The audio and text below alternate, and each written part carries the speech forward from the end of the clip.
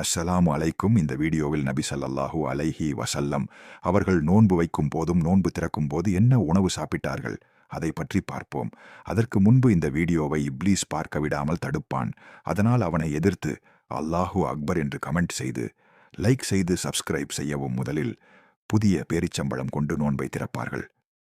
புதியது இல்லையெனில் உலர்ந்த பேரிச்சம்பழம், அது இல்லையெனில் 2 தண்ணீர் சில துளி தண்ணீர் குடித்து நோன்பை திறப்பார்கள்.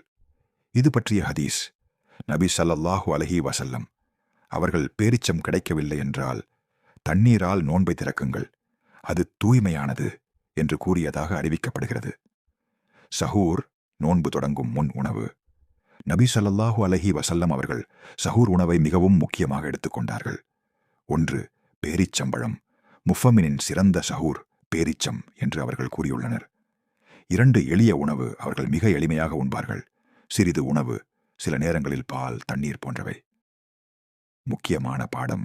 நபி ஸல்லல்லாஹு அலைஹி வஸல்லம் அவர்களின் நோன்பு வாழ்க்கை எளிமை, நன்றி, கட்டுப்பாடு என்பவற்றை கற்றுத்தருகிறது.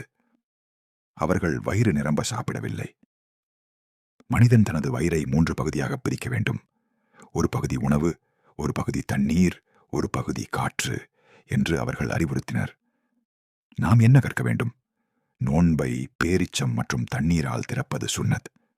அதிகப்படியாக சாப்பிடாமல் மிதமாக இருக்க வேண்டும். சஹூர் தவறாமல் செய்ய வேண்டும். அல்லாஹ் நமக்கு நபி ஸல்லல்லாஹு அலைஹி வஸல்லம் அவர்களின் சுன்னத் வழியில் நோன்பு வைக்கவும் அதற்கான முழு நன்மைகளை பெறவும் தௌபீக் வழங்குவானாக. ஆமீன்.